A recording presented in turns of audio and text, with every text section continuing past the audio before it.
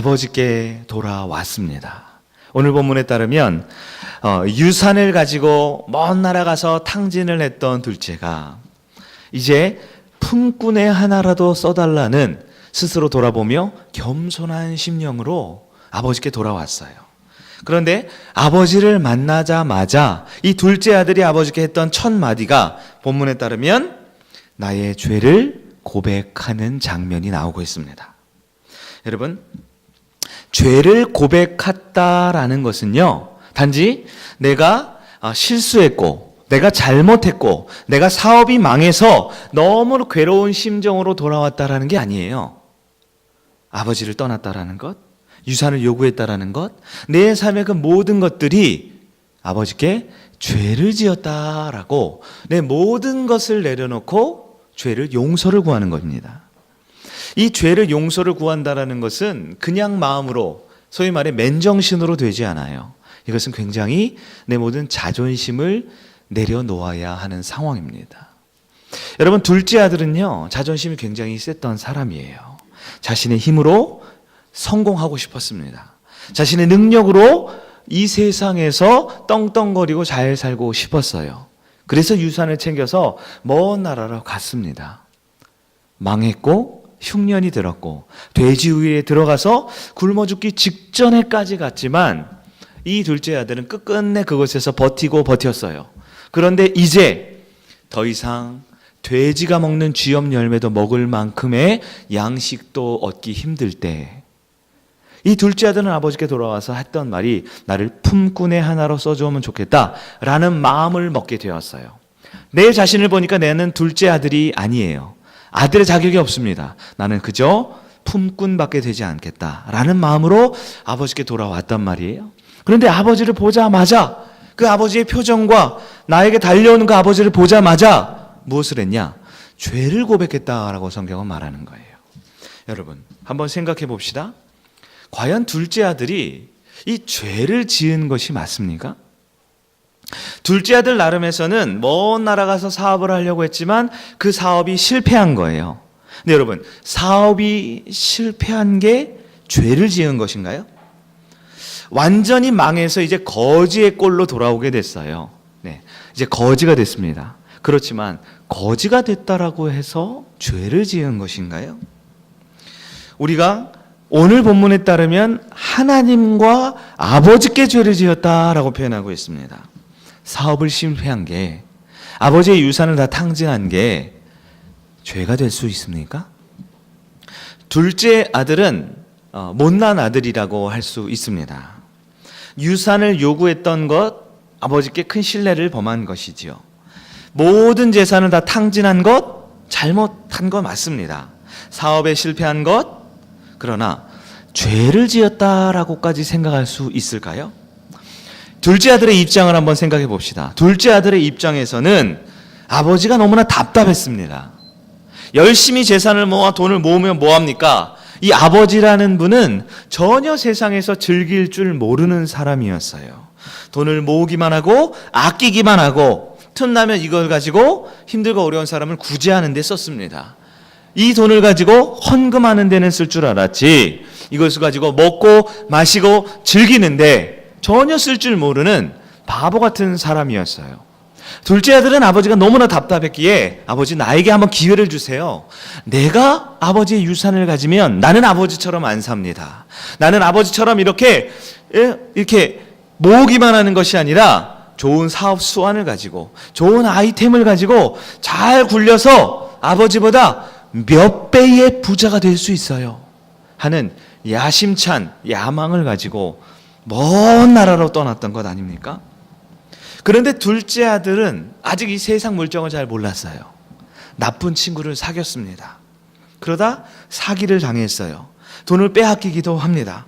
돈을 점점 잃어가니까 너무 극심한 스트레스에 밤마다 술을 마시기 시작합니다. 그러다가 실수를 하게 되고 그러다 쾌락에 빠지게 됩니다. 그러다 도저히 빠져나올 수 없는 그 세상 가운데 깊이 들어가서 결국 밑바닥까지 내려가게 된 거예요. 둘째 아들은 이건 내 잘못이 아니지. 나는 열심히 하려고 한 거야. 그런데 이 세상이 얼마나 나를 유혹하는지, 나를 유혹한 놈들을 탓할 수 있습니다. 마침 그 먼 나라에 큰 흉년이 들었다고 했죠. 마침 흉년이 들어서 다시 일어나려고 몇 번이나 재기하려고 노력했지만 재기를 실패할 수밖에 없었던 그 흉년 때문에 내가 망한 거야.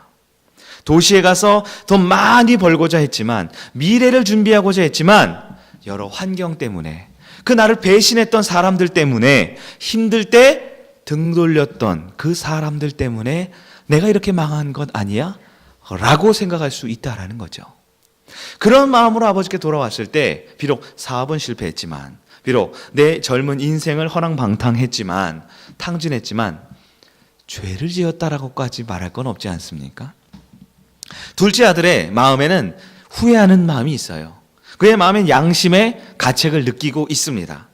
그러나 굶어 죽을 수 없어서 이제 마지막 지푸라기라도 잡는 심령으로 아버지께 왔는데, 그 아버지 앞에서 내가 죄인이라고 말하는 것, 이것은 너무나 자존심 상하고 마음에 괴로움이 있는 겁니다.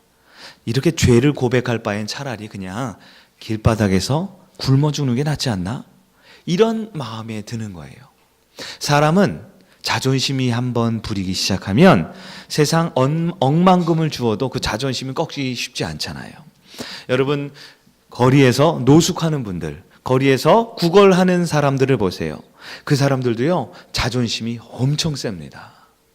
한 푼 달라고 했을 때 돈을 안 주는 건 모르겠지만 비아냥거리거나 비웃거나 자신을 무시한다라고 느낄 때 이 목숨 걸고 달려들어 싸우는 것. 왜요?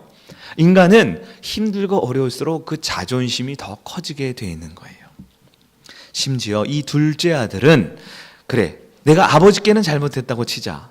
그래도 어떻게 내가 하나님 앞에 잘못했다고 할 수 있어? 나는 하나님 앞에는 그 잘못한 거 없지 않아? 아버지께 돌아오면 된 것 아니야? 이렇게 생각하지 않을까요? 이 세상에서 가장 속상한 사람이 있다라면 아마 둘째 아들의 입장에서 나라고 생각할 거예요. 열심히 하려고 했지만 잘 안 된 내 모습. 나만큼 속상한 사람이 없는데 죄 고백까지 하라니 둘째 아들은 마음이 무너질 것 같습니다. 여러분, 우리가 이 둘째 아들의 입장을 조금 헤아려 보면 이런저런 이유들로 망할 수밖에 없었던 이유들이 있어요. 둘째는 실수했고 실패했지만 스스로 죄인이라고 느끼기에는 너무나 억울한 점이 많았던 겁니다. 그러나 여러분, 인간은요, 하나님 앞에 나와서 회복하기를 원하고 하나님 앞에서 복받기를 원하지만 자기 자신이 얼마나 죄인인지는 돌아보고 싶어 하지 않는 것이 인간의 본성입니다. 예배를 드리러 주일날 나왔지만 우리는 하나님 앞에 치유함을 받기를 원하고요, 하나님 앞에 회복되기를 원하고요, 하나님 앞에 더 많은 것을 얻기를 원하는, 복받기를 원하는 마음은 다 가지고 있지만 그에 앞서 주님 앞에 죄를 고백하는 것은 쉽지 않은 일인 거예요. 하지만 여러분, 내가 죄인인 것을 모르면 치유가 시작될 수 없습니다. 하나님 앞에 우리는 3월 둘째 주 이 따뜻한 봄 날씨에 주님 앞에 예배를 드리러 나왔습니다. 자, 나의 모습은 어떻습니까? 나의 모습은 오늘 본문의 둘째 아들과 비교해 볼 때 나는 둘째 아들과 어떤 사람인 것 같습니까? 우리는 주일날 놀러 가지 않고 예배 드리러 나왔습니다. 어젯밤에 세상 사람들은 마시고 먹고 즐겼지만 나는 전혀 그런 것에 휘둘리지 아니하고 주님의 날을 잘 준비하면서 일찍 자고 일찍 일어나서 나왔어요. 주일날 아침에도 우리는 일찍 예배를 드리고 또 교사로 많은 봉사를 했습니다. 섬김도 많이 했습니다. 이 정도면 비록 나는 약하고 부족한 사람이지만 하나님 앞에 나올 때 내가 과연 죄인인가 죄인이 아닌가 생각해 볼 때 여러분 마음속으로 한번 생각해 보길 바랍니다. 나는 어떤 사람입니까? 그러나 여러분, 아버지의 집 안에 찾아와도 아버지의 품에 온전히 안기지 않고 있다면 어떤 사람일까요? 말씀을 듣고 있지만 이 시간 이 말씀이 하나님의 말씀에 선포될 때 내 마음을 옥토의 마음으로 준비하여 그 말씀을 아멘으로 받아들이는 마음이 부족하다라면 나는 어떤 사람일까요?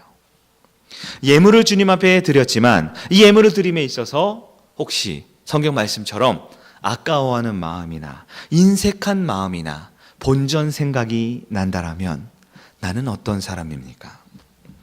어서 이 예배를 마치고 나는 그리스도인이니까 성도니까 주일 예배는 지켜야지 하는 마음이지만 여전히 예배를 드리고 있는 내 마음의 한쪽 구석에는 오늘 오후에 있을, 다음 주에 있을 중요한 사업과 집안일과 내가 기뻐하는 그 많은 일들에 내 마음이 반토막 나 있다라면 나는 어떤 사람입니까? 여러분, 우리가 하나님 앞에 나왔지만, 주님의 전에 나왔지만, 내 발로 주님 앞에 나왔지만 하나님보다 더 사랑하는 것이 있다라면 성경은 그것을 죄라고 말합니다. 내가 주님의 전에 나와서 말씀을 듣고 찬양을 부르고 기도회에 참여하지만 내가 주님보다 더 의지하고 기대하는 것이 있다라면 성경은 그것을 죄라고 말하고 있습니다. 여러분, 교회 밖에서만 죄가 있습니까? 예배를 드리지 않고 세상 가운데 있을 때만 죄입니까? 물론 그것은 죄이지요. 하지만 오늘 말씀을 통해서 분명 아버지 앞에 나왔지만 주님의 집안에 있지만 얼마든지 그 아버지 품 안에 있지 않은 내 모습을 돌아볼 때 우리는 죄 고백을 할 수 있다라는 것. 오늘 본문을 통해서 우리는 내 자신을, 우리의 가정을 돌아보는 은혜가 있기를 바랍니다. 하나님은 둘째가 무엇이 그에게 가장 큰 문제였는지를 알게 해주고 싶으십니다. 둘째 아들에게 있었던 가장 큰 죄의 본질이 무엇이었는지 깨닫게 해주고 싶으셨어요. 둘째 아들은요, 유산을 요구했던 것, 먼 나라로 떠났던 것, 허랑방탕하게 나의 쾌락과 즐거움을 위해서만 살았던 것. 그러나 가장 큰 죄는, 가장 심각한 문제는 바로 둘째 아들의 마음에 아버지를 떠난 데 있었다라는 것을 깨닫게 해주었다라는 것입니다. 둘째 아들이 처음 집에 있을 때, 유산을 받기 전, 먼 나라를 가기 전부터 둘째 아들은 아버지의 집에 있었지만 여전히 그의 마음에는 아버지가 있지 않았습니다.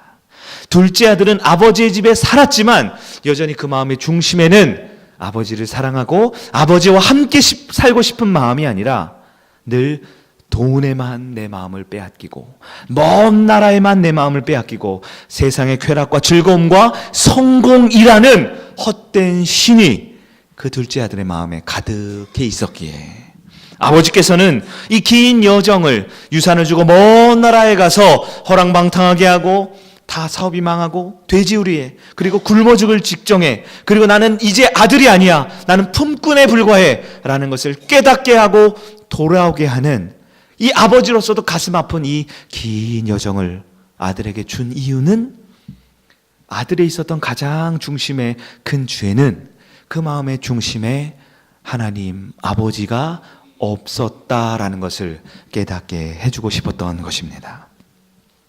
아버지는 둘째 아들을 기쁨으로 보내준 게 아니에요.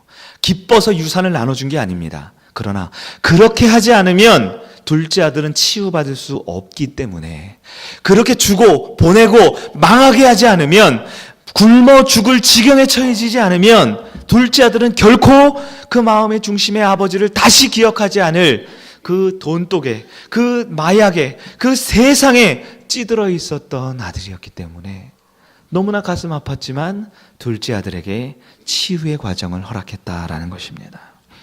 여러분, 하나님께서는 둘째 아들에게 어떻게 치유의 과정을 허락하십니까? 둘째 아들에게 자신의 죄를 들여다보게 하심으로 내가 어떤 사람인지, 어떠한 존재였는지 낱낱이 볼 수 있는 기회를 허락해 주셨습니다. 먼 나라에 가서 완전히 실패했어요.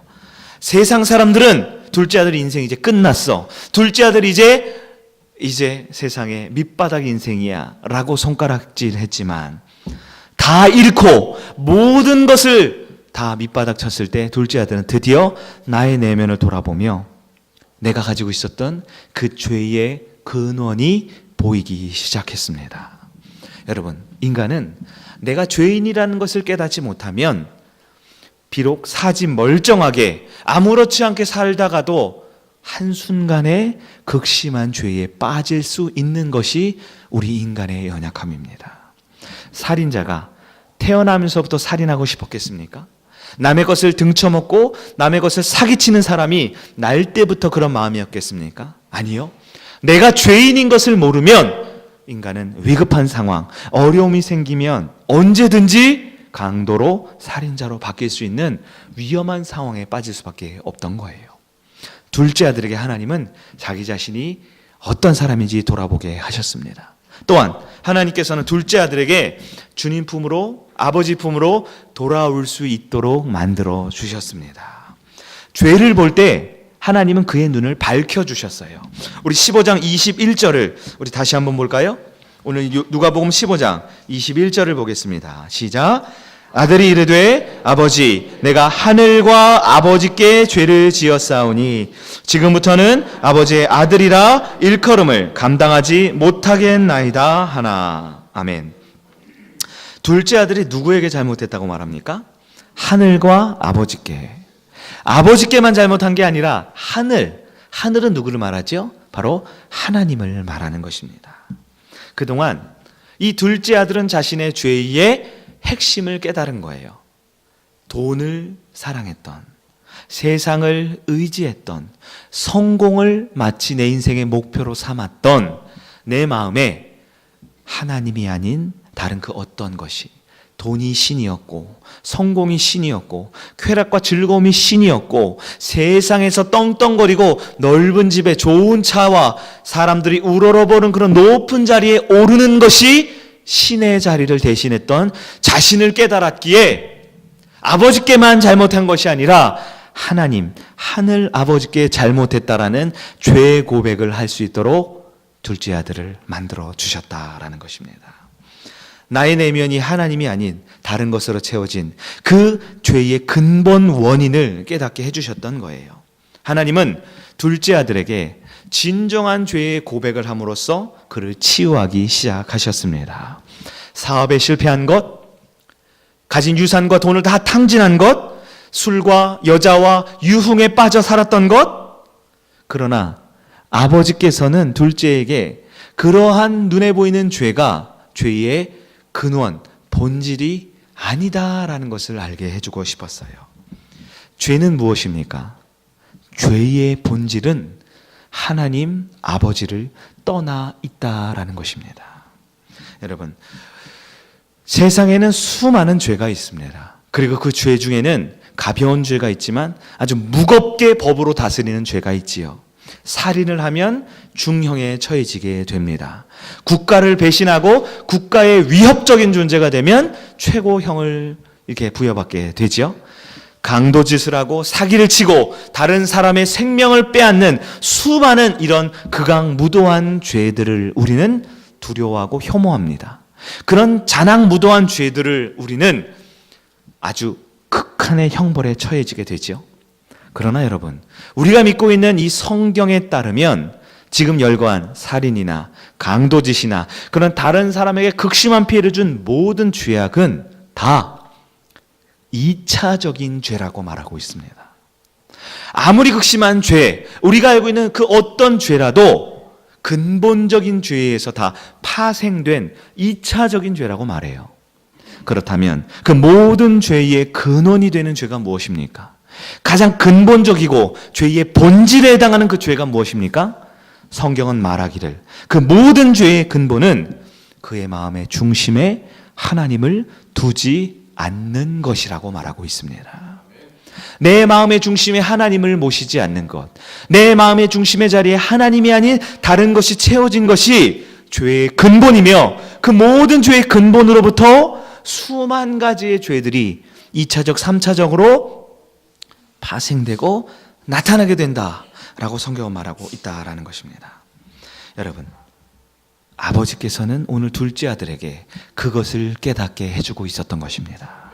먼 나라 간 것, 유산을 요구한 것, 다 탕진하고 술과 쾌락과 즐거움에 빠져서 세상 가운데 온갖 짓을 다 한 것, 그것도 죄이지만 그 가장 중심의 죄가 바로 아버지를 떠난 것, 하나님을 떠난 것, 그것이 죄라는 것을 깨닫게 해주심으로 내가 하늘과 아버지께 죄를 지었습니다 라는 진정한 죄의 고백을 할 수 있게 만들어주신 그 하나님의 은혜를 바라보는 여러분에게 축원합니다. 여러분의 주변에 있는 얘기를 들어보세요. 감옥에 간 사람들의 이야기를 보면 감옥에 투옥된 사람들이 있습니다.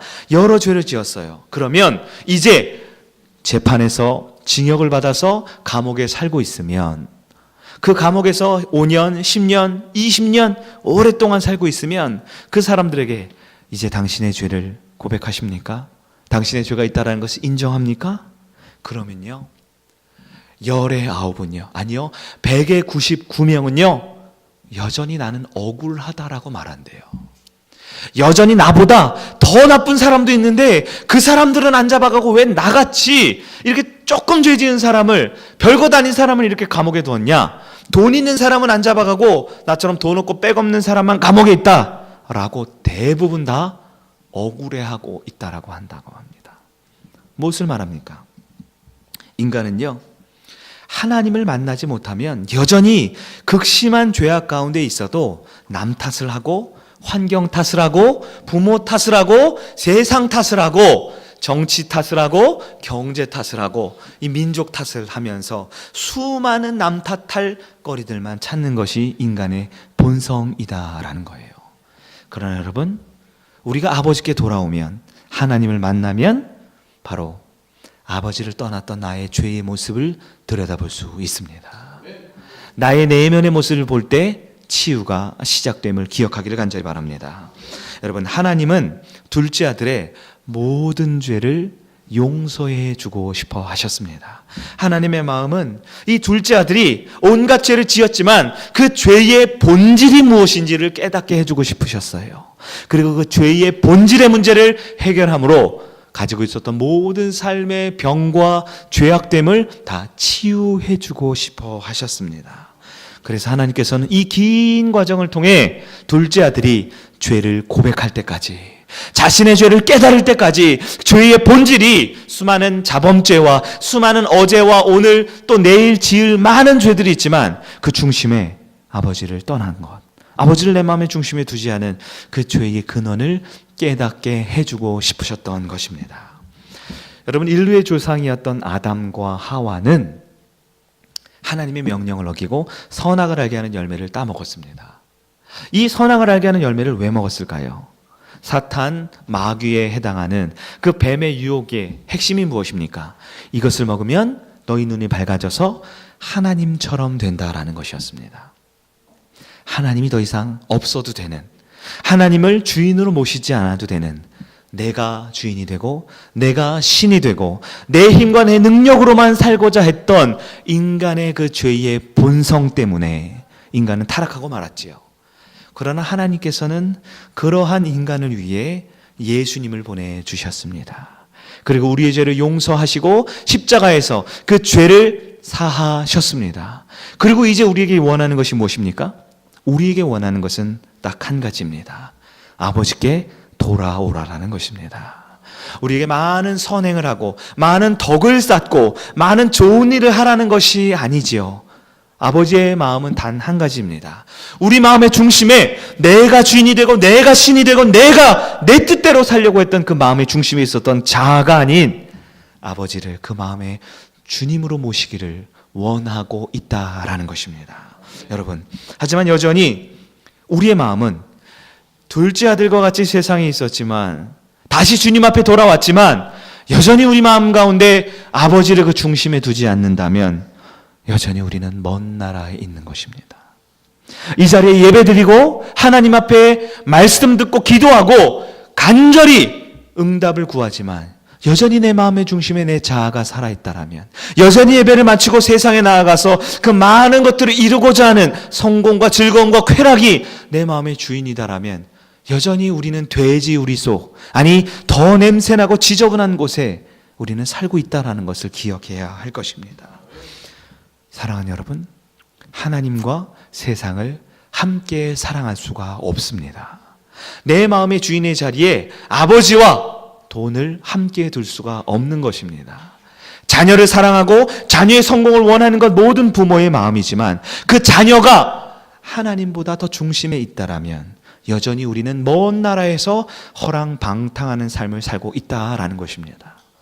요한 1서 2장 15절입니다. 제가 읽어드립니다. 요한 1서 2장 15절입니다. 이 세상이나 세상에 있는 것들을 사랑하지 말라. 누구든지 세상을 사랑하면 아버지의 사랑이 그 안에 있지 아니하니. 여러분, 하나님 아버지가 아닌 그 어떤 것이라도 내 마음의 중심에 있다라면 여전히 우리는 그 죄를 해결하지 못하고 있다라는 것입니다. 사랑하는 여러분, 하나님은 이 시간, 이 예배를 통하여, 이 말씀의 시간을 통하여 우리가 이 내면의 거울을 들여다보기를 원하고 계십니다.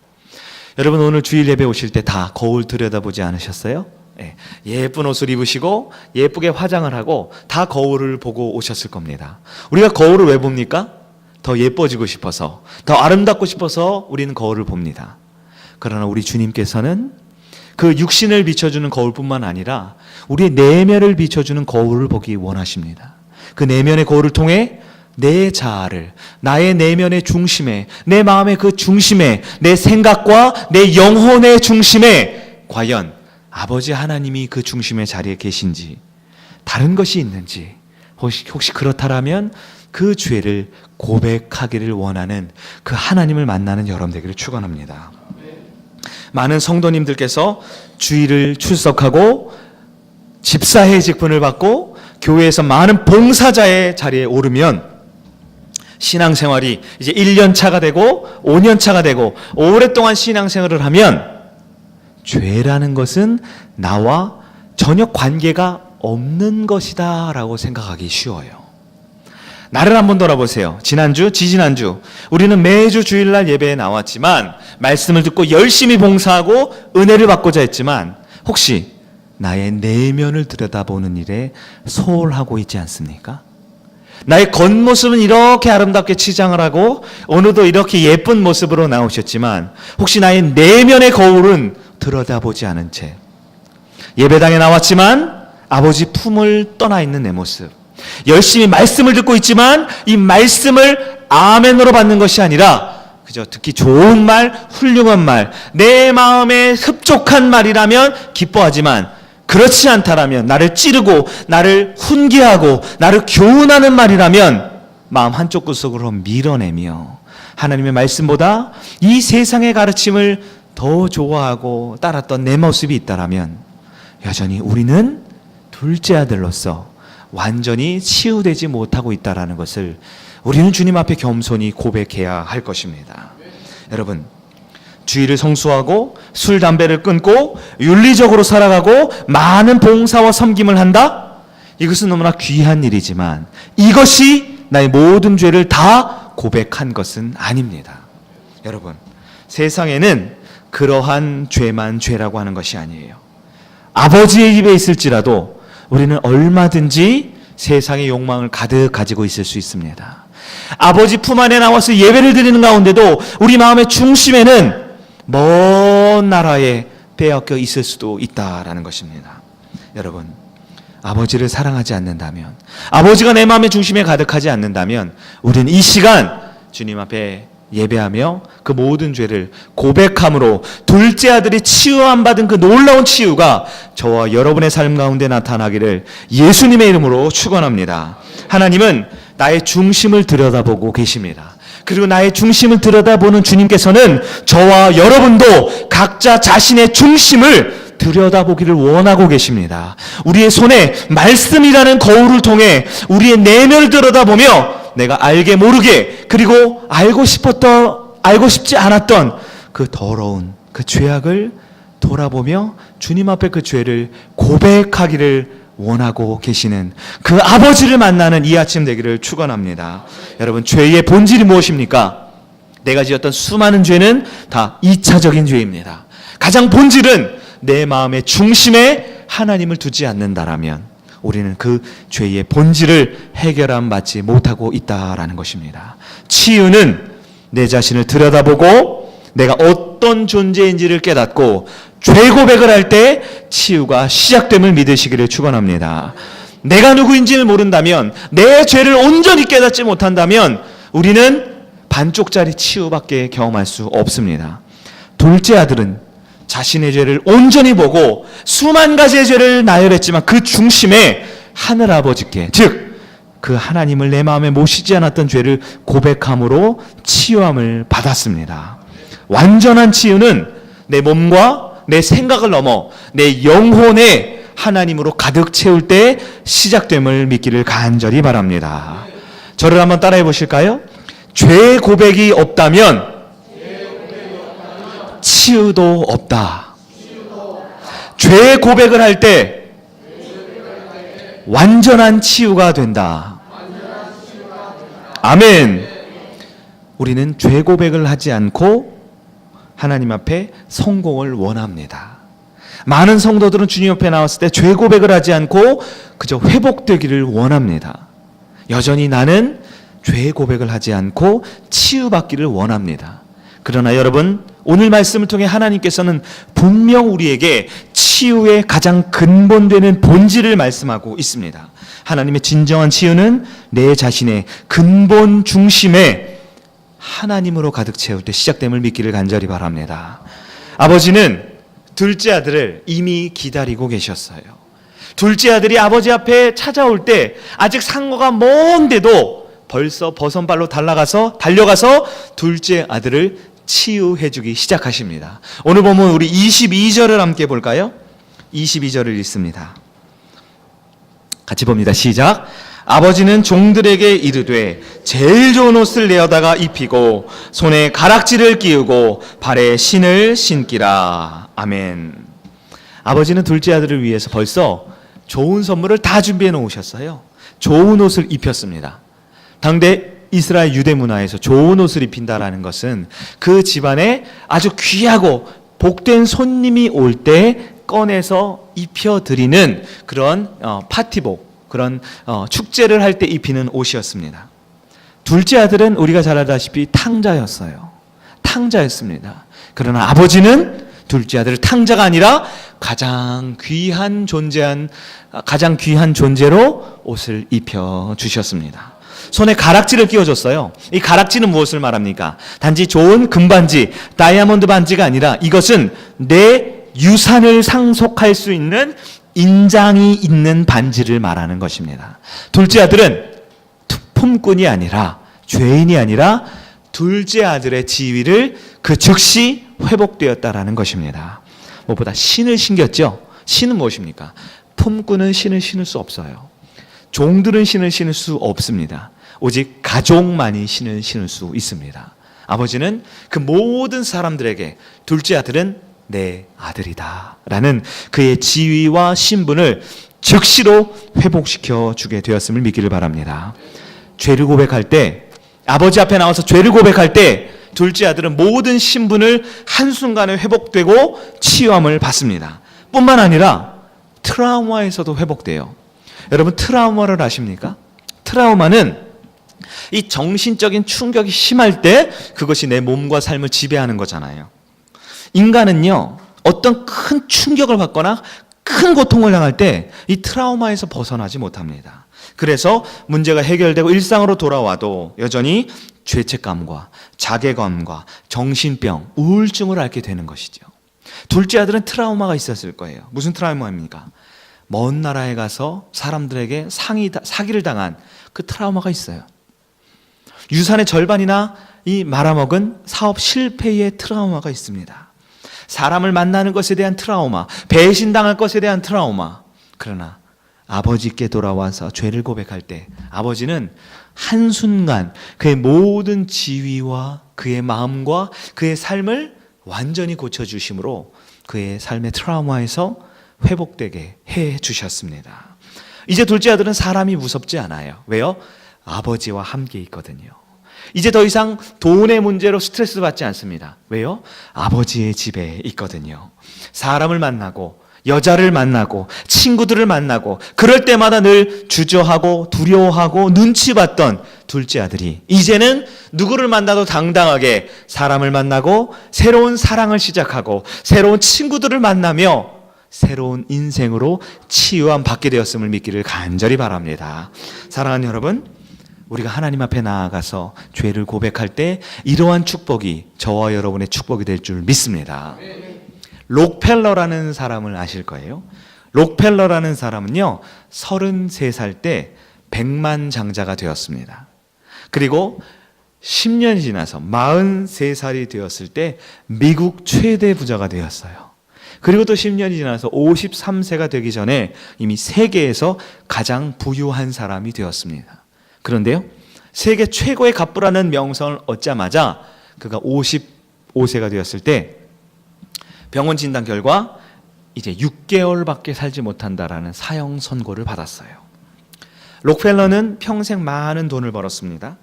많은 좋은 일에 돈을 쓰고 기부를 하고 그런 훌륭한 업적을 많이 남겼습니다. 그런데 죽을 병 앞에 처해지자 그의 인생이 다 무너졌어요. 그가 병에 걸려서 그가 사업이 휘청거린다는 소문이 들리자마자 언론에서 대대적으로 록펠러의 과거, 요즘 말로 하면 흑역사에 대한 보도가 쏟아지기 시작합니다. 언론에서 록펠러를 엄청 공격하기 시작했어요. 왜냐하면 그가 그렇게 큰 대기업을 이루기 위해서 그 대기업에 희생당한 사람들이 굉장히 많았다라고 하더라고요. 문어발식 이 사업 확장과 엄청나게 이 지분을 넓혀가며 손 안 댄 것이 없을 정도로 전 세계에 있는 모든 사업과 산업에 다 손을 대자 록펠러 이름만 하면 성공이 보장되었기 때문에 모든 회사가 그의 앞에 무릎을 꿇을 때 소위 대기업의 횡포라고 하죠. 수많은 회사들이 도산하게 되었다고 합니다. 수많은 기업들이 벤처를 노렸으나 록펠러의 그 대기업 앞에 실패를 경험했대요. 그로 인해서 수많은 사람들이 폐인이 되고 심지어 수많은 사람들이 스스로 목숨을 끊는 일들이 사건 사고가 보도되기 시작합니다. 심지어 한 미국의 유명한 목사님이 신문에 설교문을 낼 때 이 시대 최고의 죄인, 이 시대 최고의 범죄자 록펠러와 그의 사업이라는 제목으로 설교를 하기 시작했습니다. 록펠러는 기독교인이었어요. 한 교회 평생 열심히 출석했습니다. 교회를 열심히 다니고 봉사도 많이 하고 기부도 많이 하고 또한 여러 가지 일을 많이 했습니다. 록펠러는 평생 자기가 죄인일 거라고는 한 번도 생각해 보지 않았다라고 합니다. 그러나 자신의 육신이 무너지고 자신의 사업이 무너지고 많은 사람들 앞에 지탄을 받을 때 그는 철저히 이 마지막 남은 생애를 하나님 앞에 기도함으로 보냈습니다. 그럴 때 하나님께서는 록펠러에게 찾아오셔서 말씀하셨어요. 그리고 록펠러에게 하나님, 이 세상에서 가장 큰 죄인이 바로 저입니다 라는 고백을 하게 만드셨습니다. 그때 록펠러는 55세 때 세상에서 모든 것을 다 가졌던 그가 하나님 앞에서 가장 죄인이라는 고백을 하게 되었다라고 합니다. 하나님께서는 죽음의 위기 앞에서 드디어 록펠러를 스스로 돌아보게 하셨습니다. 죄를 고백하게 하셨습니다. 사업하면서 경쟁하면서 피해를 주었던 그 죄를 생각나게 하셨고 자신은 교회 속에 있었지만 매주 예배를 드리고 매주 헌금을 했지만 여전히 내 마음의 중심에는 하나님보다 성공이 있었고 하나님보다 많은 물질이 있었고 하나님보다 세계 최대 기업이고 세계 최대 부자라는 그 명성이 내 중심에 자리 잡고 있었다라는 것을 깨달을 때 하나님께서는 그에게 하나님, 나는 죄인입니다 라고 고백을 하게 만들어 주셨다라는 것입니다. 록펠러는 그날 내가 죄인인 것을 깨달을 때 하나님으로부터 치유함을 받기 시작했습니다. 온전하게 그의 몸과 마음과 영혼이 고쳐지기 시작했습니다. 55세 때 사형 선고를 받았지만 록펠러의 일대기를 보면 그는 98세를 살며 장수의 복을 누리게 되었습니다. 그가 가졌던 모든 돈과 재물을 이제 더 이상 사랑하지 않고 하나님의 영광을 위하여 아낌없이 드리고 하나님의 이 교회와 하나님 나라를 위하여 아름답게 사용되는 위대한 하나님의 선교사가 되었습니다. 55년 동안 돈을 쫓아가는 인생이었다라면 남은 인생은 하나님이 주신 그 풍요로운 재물을 가지고 주의 영광을 위해서 멋지게 아름답게 살아가는 하나님의 사람이 되었던 그 인생을 우리가 바라볼 때에 우리도 주님 앞에 내 모습을 돌아보고 죄 고백을 통한 그 놀라운 축복을 받는 여러분에게를 간절히 축원합니다. 하나님의 치유는 거울을 보는 것과 같습니다. 하나님은 우리에게 죄를 보여주십니다. 기도할 때에 내 죄를 깨닫게 하십니다. 그러나 이 죄를 보여주시는 것은 형벌을 위한 것이 아닙니다. 우리를 책망하기 위한 것이 아닙니다. 저와 여러분을 살리시고 치유하고 고치시기 위한 그 하나님의 사랑의 은혜를 경험하는 여러분들에게 축원합니다. 하나님은 징벌에는 너무나 느리시지만 고치실 때는, 치유하실 때는 너무나 한순간에 하실 수 있는 사랑의 하나님이세요. 우리가 이 아침에 내 죄를 돌아보고 고백할 때 하나님은 바로 이 순간 우리의 영혼을 치유하실 줄 믿습니다. 말씀을 정리하겠습니다. 우리는 지금 이 자리에 있습니다. 예배의 자리입니다. 하나님의 말씀을 듣는 자리입니다. 세상과 단절된 주님 품 안에 있는 자리입니다. 그러나 여전히 내 마음의 중심에 하나님으로 가득 채워 있지 않다라면 우리는 여전히 죄에 고백할 것이 있다라는 것입니다. 여러분, 내 죄가 보인다면 치유가 시작된 것입니다. 내가 죄의 고백을 할 수 있다라면 주님이 나를 아직 사랑하시기에 둘째 아들 것처럼 안아주시고 회복시켜 주실 것을 믿기를 간절히 바랍니다. 그럴 때 주님은 저와 여러분에게 겉옷을 입혀 주십니다. 가장 존귀한 자로 저와 여러분을 인정해 주십니다. 저와 여러분에게 손에 반지를 끼워 주십니다. 하늘의 유산과 이 땅의 놀라운 축복을 저와 여러분에게 주실 줄 믿습니다. 아버지는 저와 여러분에게 신발을 신겨 주십니다. 하늘 가족으로, 주님의 백성으로, 우리 사랑하는 성일교회 한 가족으로 우리를 안아주시고 치유해 주실 줄 믿습니다. 여러분, 놀라운 죄 고백의 그 치유의 역사를 경험하기를 간절히 바랍니다. 죄 고백이 언제 이루어집니까? 죄 고백은 말씀을 듣는다고 이루어지는 게 아니에요. 들은 말씀을 기도할 때 죄 고백이 이루어집니다. 기도 없이는 죄 고백이 있을 수 없습니다. 1년에 한 번 부흥회 할 때, 수련회 갈 때만 죄 고백을 하는 것이 아닙니다. 우리는 매일매일 일상의 삶에서 주님 앞에 나올 때 가장 먼저 참회의 기도를, 내 죄의 고백의 기도를 해야 될 줄 믿습니다. 여러분, 이번 한 주를 살아가면서 특별히 수요 부흥회, 수요 기도회, 수요 예배를 통해서 이 한 주간의 삶의 중간에 내 삶을 돌아보는 하나님 앞에 기도의 자리로 죄 고백을 통하여 치유함 받는 이 수요 부흥회에 참석하기를 간절히 바랍니다. 우리 성일교회 기도하지 않고는 치유받을 수 없습니다. 기도하지 않고는 회복될 수 없습니다. 기도하지 않고는 다시 부흥할 수가 없습니다. 매일매일 새벽 예배가 있습니다. 이제 추위도 물러가고 하루의 시작을 비록 피곤하지만 해야 할 일이 많지만 아침 일찍 나오는 것이 고된 일이지만 하루의 시작을 주님 앞에 기도할 때에 주님의 놀라운 치유가 저와 여러분을 다시 살리시는 그 놀라운 은혜를 경험하는 예배와 기도회를 사모하는 여러분에게를 주님의 이름으로 축원합니다. 아멘. 우리 자리에 일어나셔서 우리 아바 아버지